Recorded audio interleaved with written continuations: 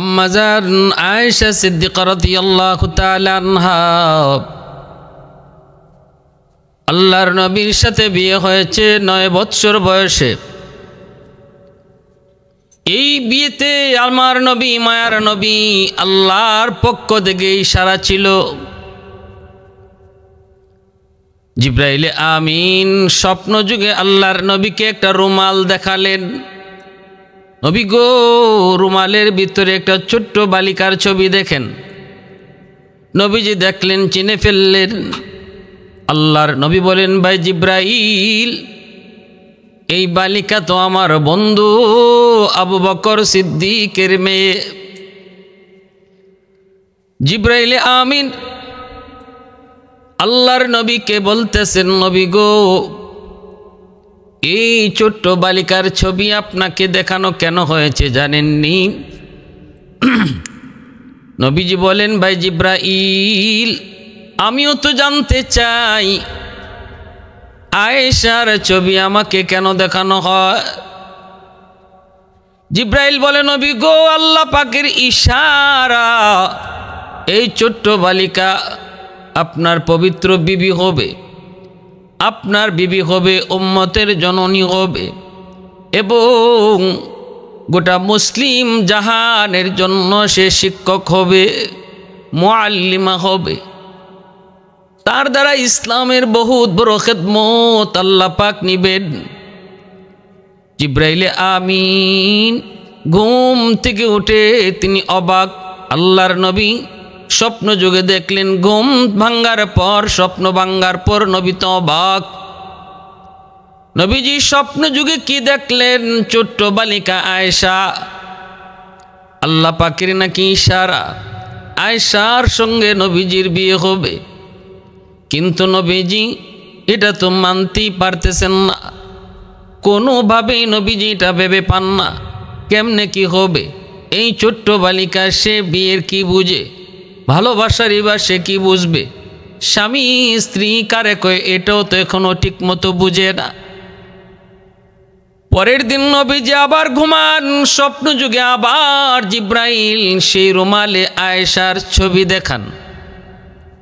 আমরা যেহেতু আম্মাদান আয়েশা সিদ্দিকা রাদিয়াল্লাহু তাআলা আনহার বিয়ের ঘটনাটা এখন আপনাদেরকে শোনাবো, অতএব আমরা এখন ছোট্ট বালিকা শব্দটা ব্যবহার করব বুঝার স্বার্থে। আল্লাহর নবী দ্বিতীয় দিন আবারও তিনি স্বপ্নে দেখলেন। দ্বিতীয় দিনও নবী একই স্বপ্ন দেখলেন। জিবরাইল রুমাল নিয়ে হাজির। আল্লাহর পক্ষ থেকে তিনি রুমাল নিয়ে হাজির। সেই রুমালে আম্মাদান আয়েশা সিদ্দিকার ছবি, অর্থাৎ ছোট্ট বালিকা আয়েশার ছবি নবীজি দ্বিতীয় দিন দেখলেন। তৃতীয় দিন নবী স্বপ্নে কি দেখলেন? আল্লাহর নবী এবার তিনি বুঝে গেলেন এটা আমার আল্লাহ পাকের ইশারা, আল্লাহ পাকের ফয়সালা, আল্লাহ পাকের সিদ্ধান্ত। নবীজি এবার চিন্তা করেন কেমনে কি করবেন। নবীজি তিনি কৌতূহল বসে একটু বের হলেন, দেখে আয়েশা কি করে, আয়েশার কি হালত। কাউকে কিছুই নবী বলেন না, স্বপ্নের কথাও নবী কাউকে জানান না। আল্লাহর নবী গেলেন আবু বকর সিদ্দিক রাদিয়াল্লাহু তাআলা আনহুর তালাশে তার বাড়িতে। মনে মনে ইচ্ছা হলো আয়েশার একটু দেখব। যায় নবীজি দেখেন ছোট্ট বালিকা আয়েশা বান্ধবীদের সাথে পুতুল খেলায় মগ্ন।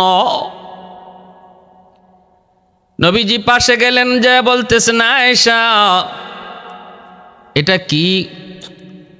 নবীজি পুতুলটা, একটা পুতুল হাতে নিয়ে নবী বলতেছেন, আয়েশা এটা কি? ছোট্ট বালিকা আয়েশা বলতেছেন, নবী গো, এটা আমার ঘোড়া। আল্লাহর নবী বলেন, আয়েশা ঘোড়ার আবার পাখা হয় কেমনে? ছোট্ট বালিকা আয়েশা জবাব দেয়, নবী গো, আপনি কি জানেন না পয়গম্বর সুলাইমান আলাইহিস সালামের ঘোড়ার পাখা ছিল? আল্লাহর নবী তখন এমনভাবে নবী মুচকি হাসলেন, নবীজির দাঁত মুবারক বের হয়ে গেল। পরবর্তীতে আম্মা জান তিনি নিজেই এই কথাটা বর্ণনা করেছেন। নবীজি ওই সময়ে এমনভাবে হাসলেন, আম্মা জান বলেন নবীর দাঁত মোবারক পর্যন্ত দেখা গেল। এবং নবীজি বুঝে গেলেন এই ছোট্ট বালিকা আয়েশা তার কি পরিমাণ মেধা, কি পরিমাণ গুণ, কি পরিমাণ সৎসাহস। এক কথার দ্বারা নবীজি বুঝতে কোনো বাকি রইল না গো, কেন আল্লাহ পাক এই ছোট্ট বালিকাকে এই উম্মতের মা বানাইতে চান। মেধা, প্রখরতা, বুদ্ধিমত্তা আল্লাহর নবীর কাছে স্পষ্ট হয়ে উঠল। আল্লাহর নবী রহমতের নবী এদিন দেখলেন নবীজি চলে আসলেন। আল্লাহর নবী এবার ভাবতেছেন কেমন করে তিনি বিয়ের প্রস্তাব দিবেন, কার মাধ্যমে দিবেন। নবীজির মাথায় আসলো, আল্লাহ নবীর মাথায় আসলো আম্মা জান খাদিজাতুল কুবরা রাদিয়াল্লাহু তাআলা আনহার একজন বান্ধবী, নাম হলো খাওলা। হযরত খাওলা রাদিয়াল্লাহু তাআলা আনহা আম্মা জান খাদিজাতুল কুবরা রাদিয়াল্লাহু তাআলা আনহার বান্ধবী। আল্লাহর নবী খাওলাকে ডাকলেন, খাওলাকে ডেকে নবী স্বপ্নের কথা সব শোনাইলেন আর বললেন, খাওলা আমি কেমন করে নিজে বিয়ের প্রস্তাব দিব, আর এটা কেমনে কি হবে। আয়েশা তো এখনো বিয়ের কিছুই বুঝে না, অথচ আমার আল্লাহ পাকের মানসা, আল্লাহ পাকের ইচ্ছা আয়েশার জন্য যেন আমি বিয়ের প্রস্তাব দেই। জিব্রাইল আমাকে পরপর 3 দিন রুমালের মধ্যে আয়েশার ছবি দেখাইছেন। ও খাওলা, তুমি আমার পক্ষ থেকে আবু বকরের স্ত্রী আয়েশার মা উম্মে রুমানের কাছে যায় বিয়ের প্রস্তাবটা তুমি পাঠাও। আবু বকরের কাছেও আমার পক্ষ থেকে বিয়ের প্রস্তাব পাঠাও। খাওলা তিনি গেলেন সিদ্দিক আকবর রাদিয়াল্লাহু তাআলা আনহুর বাড়িতে। যায় তিনি সিদ্দিক আকবরকে পেলেন না, কিন্তু ওনার বিবি সাহেবকে তিনি বাড়িতে পাইলেন। সালাম দিয়া বসলেন, কথা বললেন। এরপরে তিনি বলতেছেন, ও উম্মে রুমান, আমি একটা প্রস্তাব নিয়ে এসেছি। কিসের প্রস্তাব? কই বিয়ের প্রস্তাব। কার জন্য? তো কই তোমার ছোট্ট মেয়ে আয়েশার জন্য। উম্মে রুমান কয়, খাওলা কার পক্ষ থেকে বিয়ের প্রস্তাব গো? তখনই তিনি বলেন, আল্লাহর নবী, দয়ার নবী, দু জাহানের বাদশাহ রাহমাতুল লিল আলামিনের পক্ষ থেকে। তবে শুনো শুনো উম্মে রুমান, এই সিদ্ধান্তটা কিন্তু জমিনে নয়। আয়েশার সাথে নবীর বিয়ের সিদ্ধান্তটা হয়েছে আসমানে। একদিন নয়, পরপর 3 দিন আল্লাহ জিব্রাইলকে পাঠায়া আয়েশার ছবি রুমালের মাধ্যমে নবীরে দেখাইছেন। এটা আল্লাহর সিদ্ধান্ত। এবার তুমি বলো। বলা মাত্রই উম্মে রুমান তিনি সেজদায় পড়ে আল্লাহর শুকরিয়া আদায় করেন। এ তো আমার জন্য খুশনসিব, আমার জন্য খুশনসিব। এখান থেকেই পরিষ্কার বুঝে আসে তৎকালীন সময়ে ছোট্ট মেয়েদের বিয়ে শাদী তাদের সামাজিক রুসুমের রেওয়াজের মধ্যে স্বাভাবিক ঘটনা ছিল। আমাদের সমাজের মতো যদি হইতো তাহলে মার আসমান ভাঙ্গিয়া মাথাত পড়তো। কইতো এটা কেমন কথা, আমার ছোট্ট মেয়ে এখনো তো বিয়ের কিছুই বোঝে না, কোন বিবেকে তুমি বিয়ের প্রস্তাব দিয়েছ। কিন্তু না না, ওই সময়টাতে ছোট্ট মেয়েদের বিবাহ শাদী তাদের সমাজে প্রচলন ছিল, যার কারণে তিনি অবাক হন নাই, বরং শুকরিয়া আদায় করে আল্লাহর কুদরতি কদমে সেজদায় পড়লেন। শুধু তাই নয় গো, আমার নবী রহমতের নবী আম্মা জান আয়েশা সিদ্দিকা রাদিয়াল্লাহু তাআলা আনহার বয়স যখন 9 বছর তখন বিয়ে করলেন। আবু জাহেল নবীকে কত অপবাদ দেখ, নবীর বিরুদ্ধে কিভাবে লাগলো। মুনাফিকের দল নবীর বিরুদ্ধে কত চেষ্টা করলো নবীর চরিত্রে কলঙ্ক দেওয়ার জন্য, আল্লাহর নবীকে মানুষের কাছে হেয় করার জন্য, ছোট করার জন্য। আল্লাহর নবীর বিরুদ্ধে কত কথাই না ওরা বলেছে, কিন্তু কোনো কিতাবে এমন কোনো কথা পাওয়া যায় না আবু জাহেল মক্কার কাফির বেদিন বেঈমানরা নবী কম বয়সে বিয়ে করেছেন আম্মাজান আয়েশাকে, এই নিয়ে তারা কোনো কটাক্ষ করেছে, মন্দ বলেছে, নবীর সমালোচনা করেছে, এমন কোনো একটা নজির কোথাও খুঁজে পাওয়া যায় না। ভালো করে বুঝবেন যে মানুষগুলো আমার নবীকে একদম মাটিতে দাবায় দেওয়ার জন্য জানে প্রাণে চেষ্টা করেছে। যদি এই রসুলের আম্মাজানকে কম বয়সে বিয়ে করাটা তাদের সমাজে এটা দূষণীয় হতো, তাহলে সবার আগে তারা আল্লাহর নবীর বিরুদ্ধে এই কথাটাই সমাজে অপপ্রচার চালাইতো যে মুহাম্মদ দেখছো কেমন এই ছোট্ট বালিকা আয়েশা পুতুল খেলা খেলে তারে বিয়ে করে ফেলছে। আমাদের সমাজের যে সমস্ত নাস্তিকগুলি তসলিমা মার্কা, যারা আজকে রসুলের এই বিয়েটি আল্লাহর নবীর মন্দ বলে, তাদের বুঝার স্বার্থে বলছি, একটু বিবেক খাটান, সুকে কথা কয়েন না, একটু বিবেক খাটায় কথা বলে, একটু নিজের বিবেককে জিগান। মুনাফিক সর্দার আব্দুল্লাহ বিন উবাই সে কি নবীজির এই বিষয়টা ছেড়ে দিত যদি তাদের কাছে এটা দূষণীয় হইতো?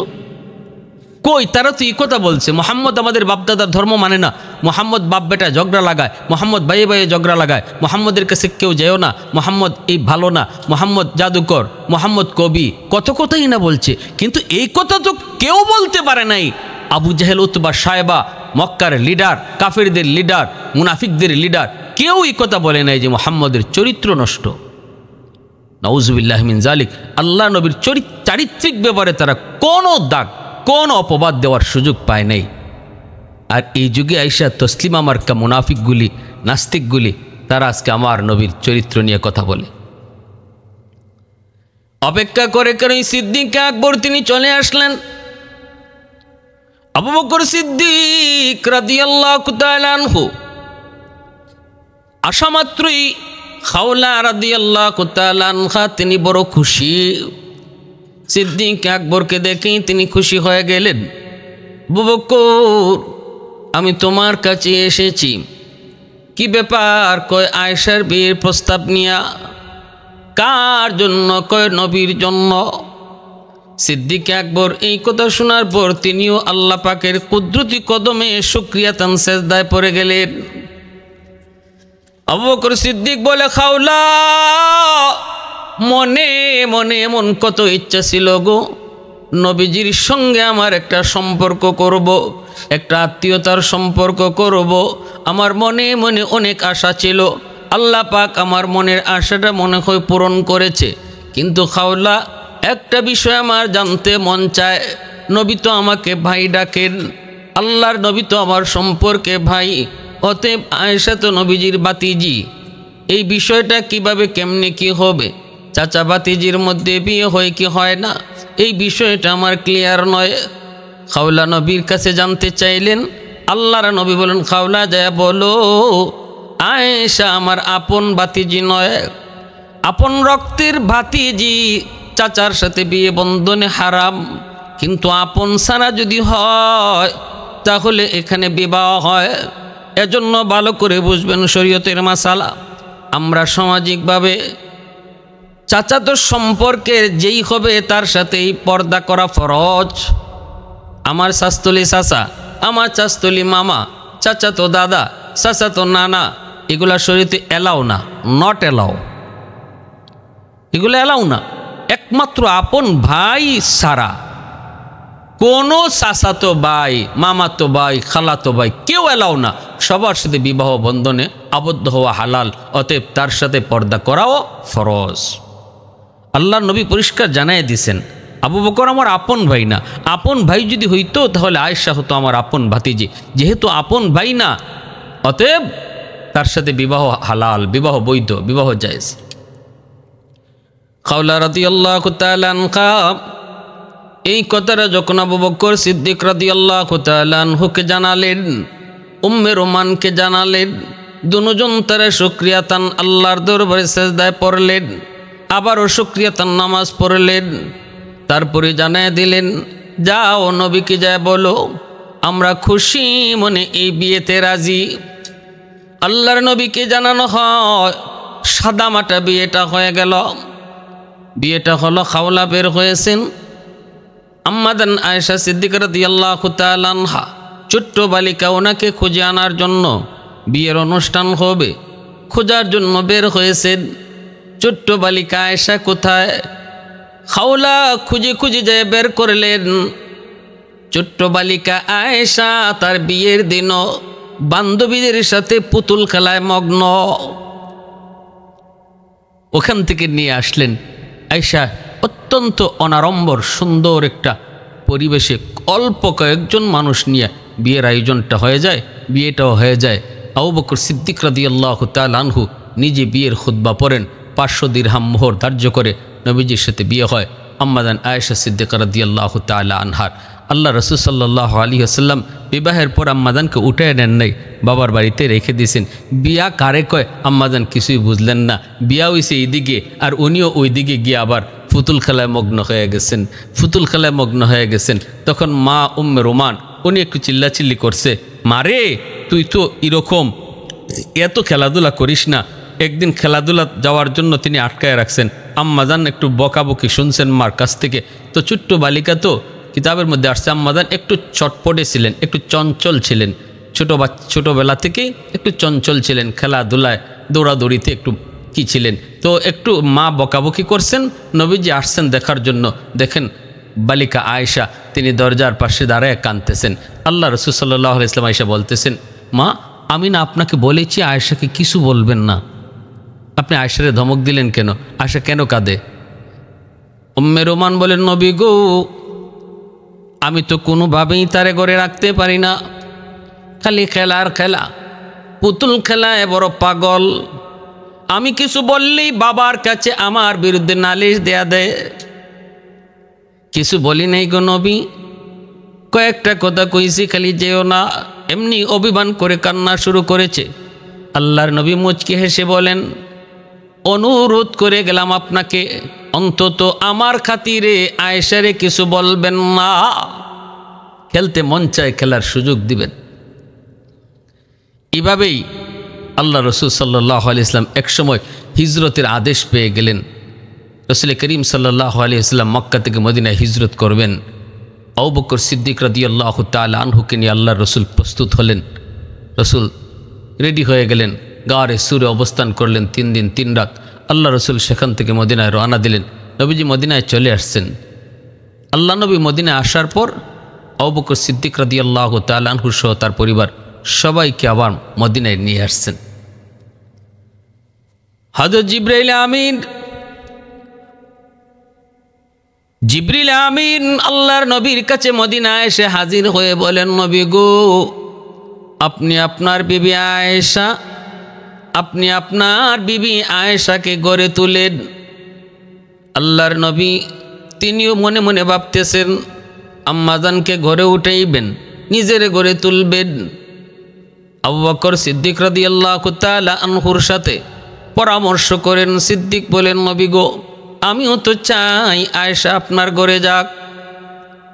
নবী বলে, সিদ্দিক আমি তো চাই কিন্তু আমি মোহর দিমু কেমন করে গো? 500 দিরহাম মোহর দিমু কোত্থেকে? সিদ্দিক আকবর রাদিয়াল্লাহু তাআলা আনহু সাথে সাথে তিনি ঘরে চলে গেলেন।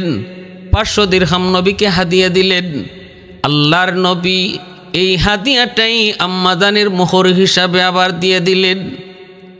এরপরে নবীজি আম্মাজানকে নিজের ঘরে উঠাইলেন। এবার আম্মাজানের পক্ষ থেকে অনেকগুলি রওয়ায়াত বর্ণিত হয়েছে, অনেকগুলি বর্ণনা নবীজির সাথে তার ঘর সংসার কেমন ছিল, মহব্বত কেমন ছিল। তিনি বলেন, ছোট্ট একটি ঘর, মাথার উপরে খেজুর পাতার ছাউনি, এই ছাউনির উপরে যেন বৃষ্টির পানি ভিতরে না পড়তে পারে, ছোট্ট একটা কাপড় চাদর সেই ছাউনির উপরে দেওয়া হয়েছিল। এই ছোট্ট ঘর, কুড়ে ঘর, মাটির ঘর, এই মাটির ঘরটাতে ছিল না কিছুই, কিন্তু ঘর ভরা একটা জিনিস ছিল গো। সেই জিনিসটার নাম হলো ভালোবাসা। আমি আল্লাহর নবীর কাছ থেকে বুক ভরা ভালোবাসা পেয়েছি। মকমলের বিছানা পাই নাই, সোফা পাই নাই, এসি পাই নাই, কিন্তু ভালোবাসা পেয়েছি, ভালোবাসা পেয়েছি, বুক ভরা ভালোবাসা পেয়েছি। আল্লাহর নবী আমাকে কি পরিমাণ ভালোবাসতেন। নবী আমার যেই গ্লাসটাতে আমি পানি পান করতাম, আল্লাহর নবী বলতেন, আয়েশা অর্ধেকটা পানি আমারে দিও, পুরাটা খায়ও না। অর্ধেক পানি যখন আমি নবীকে দিতাম, আল্লাহর নবী এই আমার খাওয়া পানিটা তিনি খাইতেন, কিন্তু খাওয়ার সময়ও আমার ঠোঁটটা যেই জায়গায় লাগায় আমি পান করেছি, গ্লাসের ওই জায়গাটাতেই নবীজি নিজের ঠোঁট লাগায়া পানি পান করতেন, আর আমার দিকে মুচকি হেসে নবী হাসতেন। শুধু তাই নয়, গোশত খেয়েছি। নবীজি বলে, আয়েশা হাড্ডির গোশতটা সব চাবায় খেও না, আমাকে কিছু দিও। আমি যদি হাড্ডির গোশত নবীকে দিতাম, মায়ার নবী আমি যেখানে লাগে দাঁত লাগায়া কামড় দিয়েছি, ওই জায়গাটাতে তিনি কামড়ায় গোশত খাইতেন, আর মহব্বত তিনি বুঝাইতেন, ভালোবাসা তিনি বুঝাইতেন। আমিও আল্লাহর নবীকে আমার জানের চেয়েও বেশি মহব্বত করতাম। ভালোবাসা ছিল কি পরিমাণ মধুর সম্পর্ক ছিল। ভাইরা বন্ধুরা, রসুল যখন মসজিদের দিকে যাইতেন, আম্মা জান একবার ওযু করেন, নবীজি মসজিদে যাইতেছেন, আল্লাহর নবীকে তিনি পানি ছিটা দিছেন, নবীজি মুচকি হেসে চলে গেছেন। আল্লাহর নবী ছোট্টবেলা আম্মা জানকে নিয়ে তিনি দৌড় প্রতিযোগিতাও দিয়েছেন, এমন একটা জায়গা যেখানে কেউ নাই। নবীজি বলছেন, আয়েশা চন্দনী রাত, চলো আমরা দৌড় প্রতিযোগিতা দেই, কে আগে চলে যায়। আম্মা জান বলেন, আমি পাতলা ছিলাম, ছোট্ট ছিলাম, আমি নবীর আগে চলে গেলাম, আমি জয়ী হলাম। নবীজি তখন বলেছিলেন, আয়েশা আরেকবার দৌড় প্রতিযোগিতা হবে, তবে আজ নয়। যেদিন আমি ভারী হয়ে গিয়েছি, আমার যখন বয়স বেড়ে গিয়েছে, কোনো একদিন আবার এই চাঁদনি রাতে এই রাস্তা দিয়ে আমি আর রসুল কোথাও যাইতেছিলাম। আয়েশা মনে আসেনি, আজ থেকে কয়েক বৎসর আগে এই জায়গায় এই সমতল ভূমিতে তোমাকে নিয়ে আমি দৌড় প্রতিযোগিতা দিয়েছিলাম, তুমি জয়ী হয়েছিলে, আজ চলো আবার প্রতিযোগিতা করি। আম্মা জান বলেন, আমি ওই দিন ভারী হয়ে গেছি, দৌড় দিয়েছি নবীর সঙ্গে, নবী আমাকে পিছনে রেখে আগে চলে গেছেন। এরপরে নবী আমাকে বুকে জড়ায়া বলছেন, আয়েশা ওই দিনের বদলা আজ আমি নিলাম, ওই দিন হয়েছিলে তুমি জয়ী, আজ আমি হলাম জয়ী, সমান সমান। সুবহানাল্লাহ। ভালোবাসা বিয়ের আগে নয়, ভালোবাসা হবে বিয়ের পরে স্ত্রীর সাথে। আল্লাহ নবীর এই আদর্শ। আম্মাজান বলেন, মায়ার রসুল দয়ার নবী এতটা মহব্বত আমারে করতেন, এতটা ভালোবাসতেন, আমিও আমার জানের চেয়েও বেশি ভালোবাসতাম।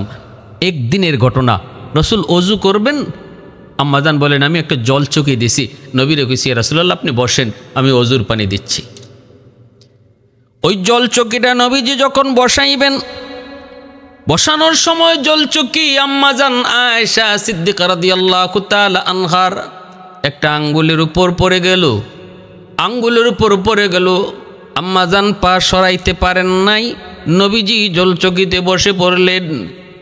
বসা মাত্রই আম্মাজানের পার আঙ্গুলটা একদম থেতলে গেল, কিন্তু আম্মাজান উফ শব্দটা বলেন নাই গো, আহ শব্দটাও বলেন নাই, কারণ এখন যদি উফ বলেন তাহলে নবীজি জলচকি থেকে উঠতে হবে, নবীজি মনে কষ্ট পাবেন। এতটুকু কষ্ট আমি আয়েশা নবীকে দিতে পারবো না। প্রয়োজনে আমার আঙ্গুল সেচে যাক, আমার আঙ্গুল থেকে রক্ত বের হোক, তবু আমি নবীকে এই কথা বলবো না, নবীকে আপনি একটু উঠেন। আল্লাহর নবীকে অজুর পানি দিতেছেন, নবীজি তো এদিকে জানেন না আম্মা জানের পায়ে থেকে রক্ত। আল্লাহ নবী তো টের পান নাই, টের পাওয়ার কথাও না। নবীজিকে অজু দিতে অজুর পানি গড়ে দিতেছেন, অজুর পানির সাথে নবীজি দেখতে পেলেন রক্ত পানির সাথে যাইতেছে। আল্লাহর নবী তো অবাক হয়ে গেলেন, ঘটনা কি অজুর পানির সাথে রক্ত কেন? নবীজি এবার চমকে উঠলেন, পিছনের দিকে তাকাইলেন, দাঁড়ায় গেলেন। এরপরে নবী দেখেন আম্মা জানের আয়েশা সিদ্দিকা রাদিয়াল্লাহু তাআলা আনহার পা মুবারক থেতলে সেখান থেকে রক্ত বের হচ্ছে। নবীজি সাথে সাথে জলচকিটা সরাইলেন। নবীজি বলতেছেন, আয়েশা, ও আয়েশা, এত কষ্ট তুমি কেন করলা? তোমার পায়ের উপরে আমি জলচকি নিয়ে বসে পড়েছি, এই জিনিসটা তুমি আমাকে একবারও বললা না কেন? আমি এত কষ্ট তোমাকে দিলাম, কেন তুমি আমাকে বললা না? রক্ত বের হচ্ছে। আম্মাদান তখন চোখের পানি মুছেন আর বলেন, নবী গো, কিসের পার কিসের হাত? আমি আয়েশার কলিজার মধ্যেও যদি আপনার জলচকি বসতো আর আমার কলিজা ছিদ্র হয়ে যেত, তবু আমি আপনাকে উঠেন গো নবী এই কথা বলে কষ্ট দিতাম না।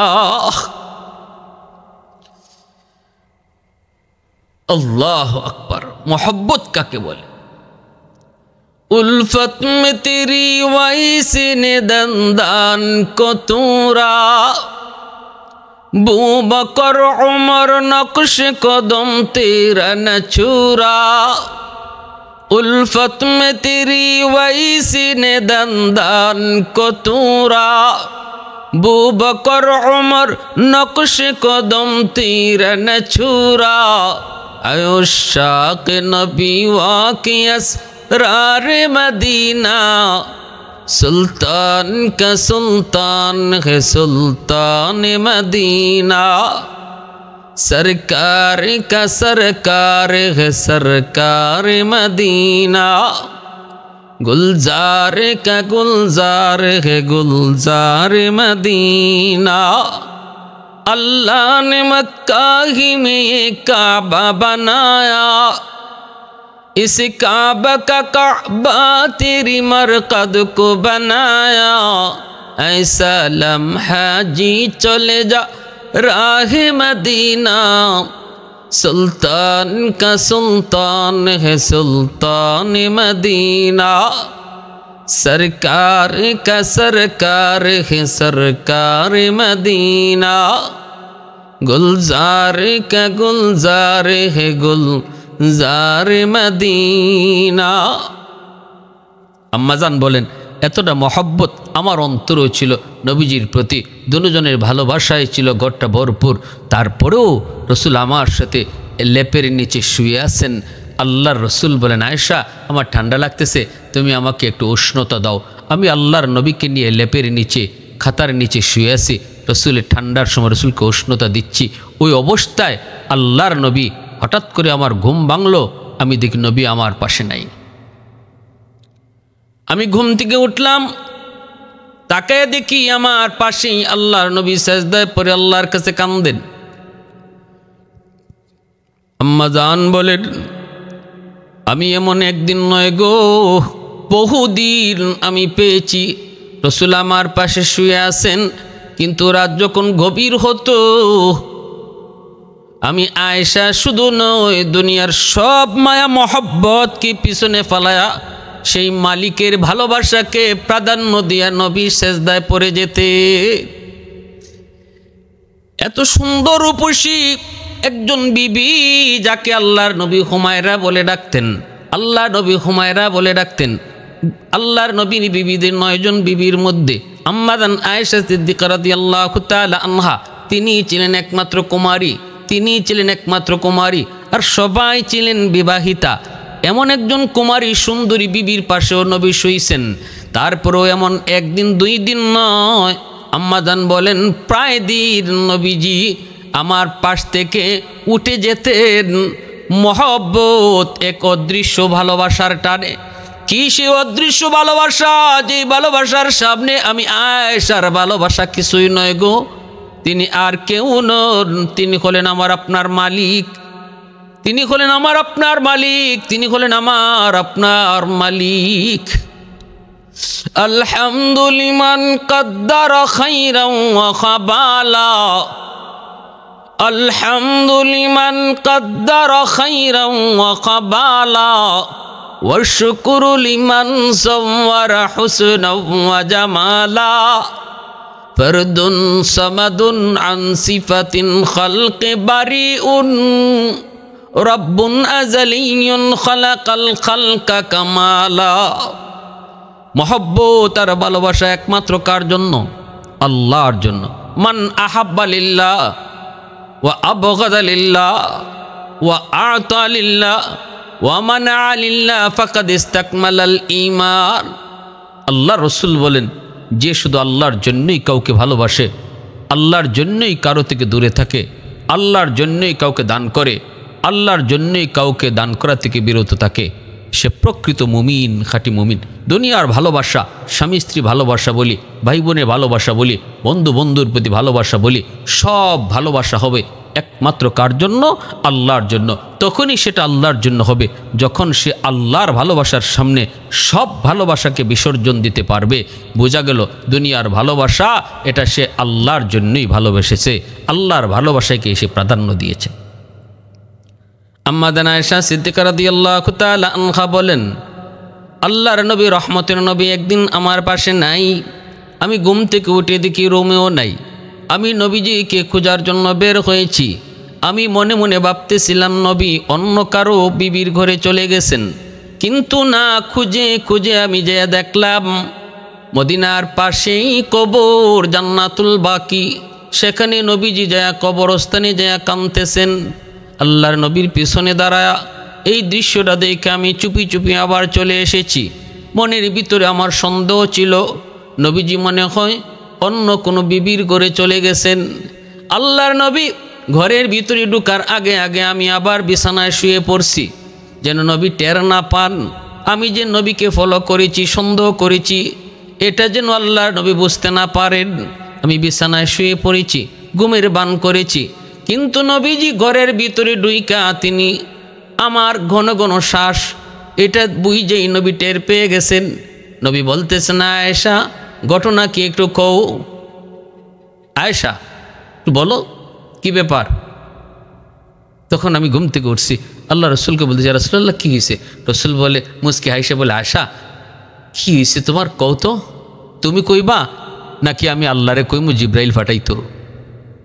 তখনই আম্মা জান ভয় পেয়ে গেছেন, ইয়া রাসূলুল্লাহ জিব্রাইল আসতে হবে না, নবীকে আমি আপনারে ফলো করছি, আমি মনে করছিলাম আপনি অন্য কোনো বিবির ঘরে গেছেন গা, এই জন্য আমি আপনারে ফলো করছি। জান্নাতুল বাকিতে দেখা আমি আবার পিছনে পিছনে তাড়াতাড়ি চলে আসছি শরম পাইয়া, যে হায় আমি ভাবছি কি আর রসুল করছেন কি। আল্লাহ রসুল বলে, আয়েশা আমি আল্লাহর রসুল, আমি আল্লাহর পয়গম্বর, কোনো নবী বা রসুল কখনো খেয়ানত করতে পারে না। এলেম ওয়ালাহ নবীর ওয়ারিস তারাও কখনো খেয়ানত করতে পারে না, নবীর ওয়ারিস খেয়ানত করতে পারে না, উলামা একরাম খেয়ানত করতে পারে না। এটা রসুলের গুণ, রসুলের আদর্শ। রসুল বলে, আয়েশা আমি নবীর আল্লাহর পয়গম্বর, আমি নবী, আমি রসুল, খেয়ানত করতে পারি না।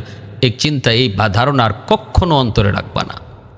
তাহলে আল্লাহ রসুল সাল্লাল্লাহু আলাইহি ওয়াসাল্লামের সাথে আম্মাজানের ভালোবাসা ছিল, কিন্তু সব ভালোবাসার উপরে সবচেয়ে বড় ভালোবাসা, সবচেয়ে বেশি ভালোবাসা ছিল রসুলের আল্লাহর সাথে, মালিকের সাথে, মাবুদের সাথে।